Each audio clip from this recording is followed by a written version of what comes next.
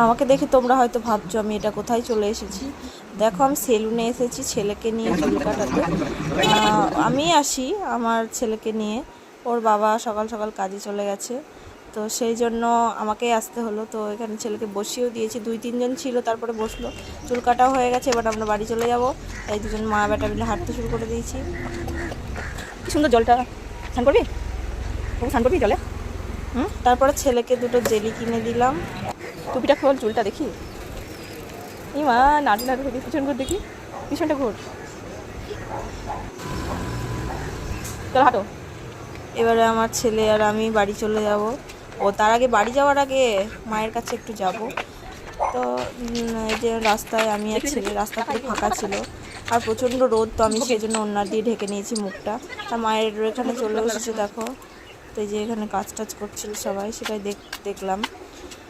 প্রচুর